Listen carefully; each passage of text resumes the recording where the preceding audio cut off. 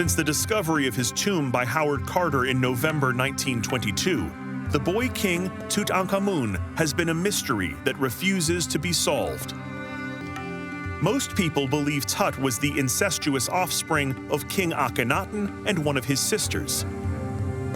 This could explain why Tut suffered from multiple abnormalities, including difficulty walking. He died under mysterious circumstances around the age of 18 or 19 and was buried in a tiny tomb. One item tucked away in the antechamber sheds new light on Tut's personal life. I am going to tell you a love story. This love story happened 3,000 years ago between a young king and a young queen. Tutankhamun and his beautiful queen, Ankh is in Amun. Look, the way that Ankh is in Amun touching the shoulder of the boy was love and affection. She's offering him oil, maybe to make his face beautiful. This is love. But the other important evidence is unique. On Tutankhamun's left leg, there is one sandal only. Nothing in the right one. On the right leg of the queen, there is one sandal. This is actually a sign that they are one person and are in love. One of the most important secrets about this throne, it proves it was made on the first year of the reign of Tutankhamun because the name in the cartouche, Tutankhamun, the living image of Atun.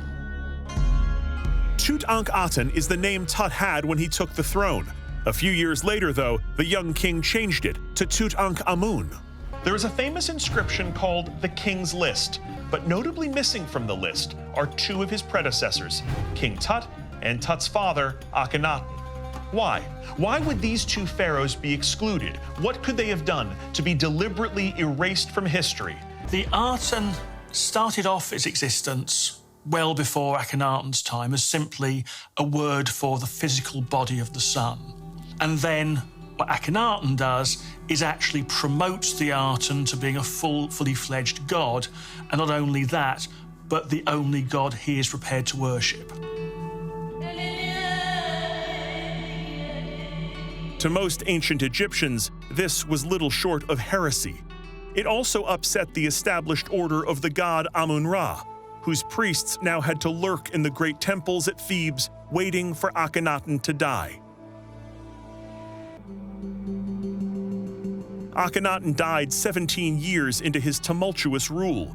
Replacing them as leader of Egypt was Akhenaten's 9-year-old son, Tutankhamun. Tutankhamun came and took this head out and put the head of Amun as Ram. Tut replaced the head of his father with the head of the god whom Akhenaten had rejected. It was a complete betrayal of all that Akhenaten had stood for, and an unmistakable declaration from the new king. What we see everywhere, he's trying to tell the people, I'm worshiping Amun. I'm restoring the country to be back to power. I gave statues of gold to the temple of Amun at Karnak.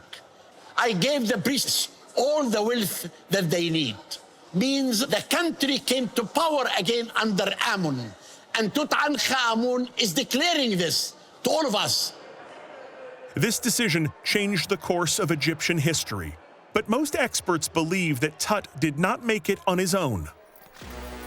It's important to recognise that Tutankhamun probably had very little to do with any of the decisions here. He was a child, he was just been subject to a regency, and therefore he would have had to go really along with what his regents were telling him to do. So we really have to put ourselves in Tutankhamun's shoes.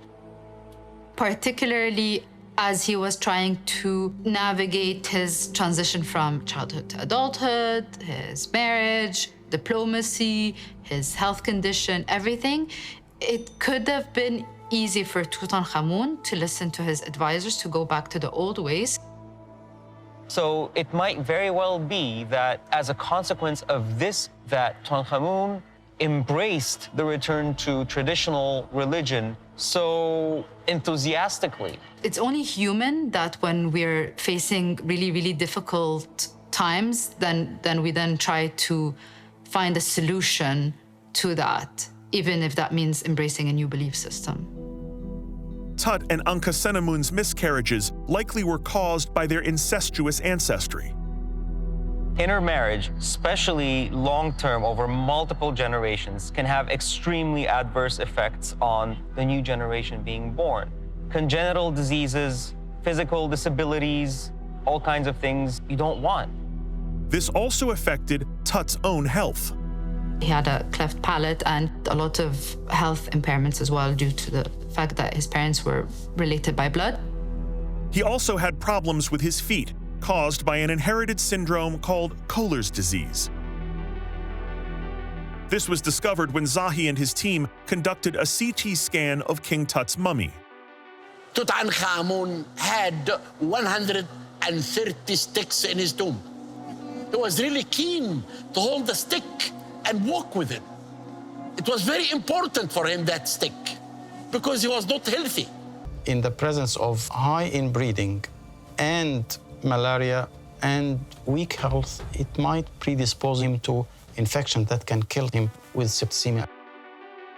So, after all the outrageous theories, the simple truth may be that Tutankhamun died of malaria, complicated by blood poisoning due to a leg fracture.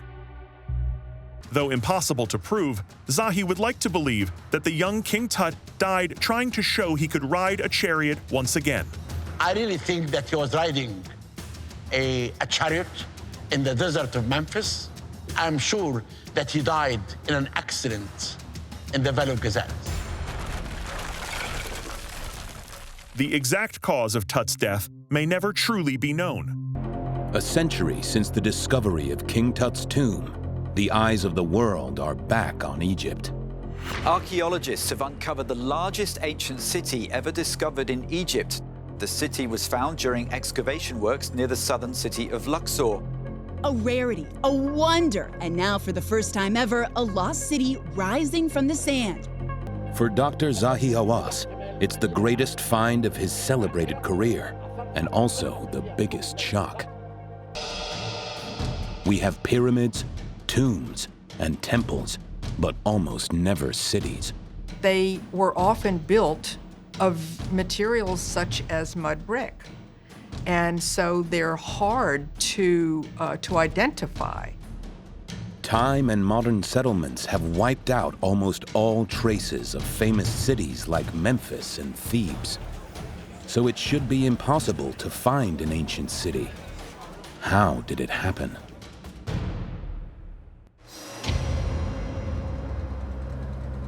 It started with a totally different mission.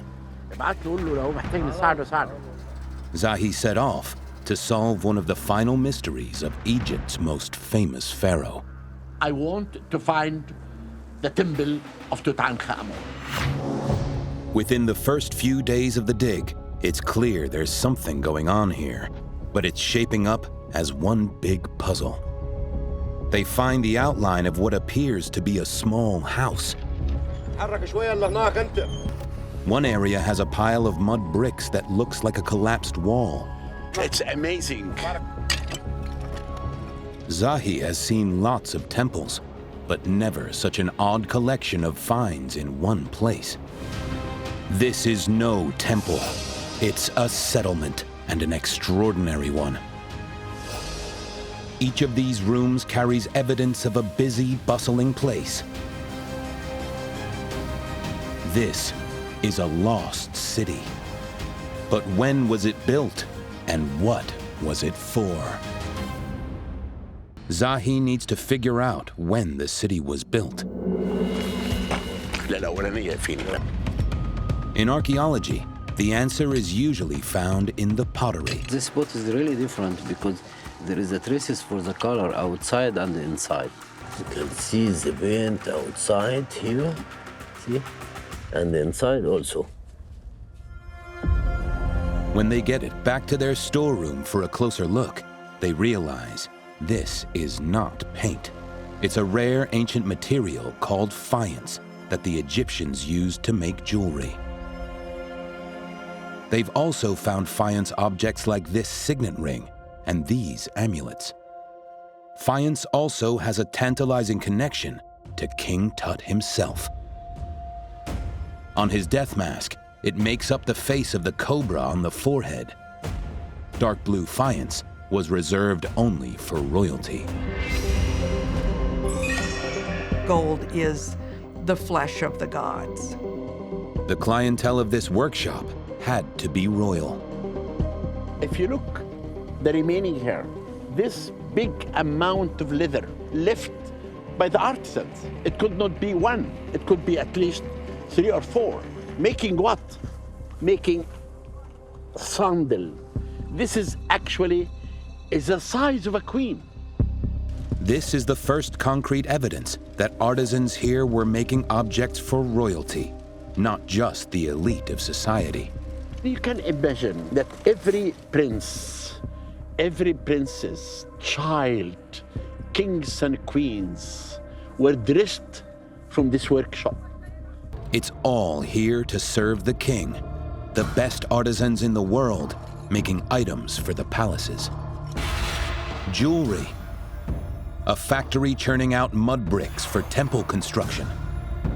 Leather, pottery, and another workshop using basalt to create statues for the temples. Why do we always give credits to the kings? If you look at the artifacts of Tutankhamun, you look at it and say, Tutankhamun's artifacts, but we never give the credit to the people who made it. We have to bring them to be alive. Without the artist who lived in this city 3,000 years ago, we'll never see these golden, beautiful artifacts. The largest royal city ever discovered in ancient Egypt, a place brimming with artistic talent that crafted the glorious lifestyle of the pharaohs. This is the lost golden city, the dazzling Aten.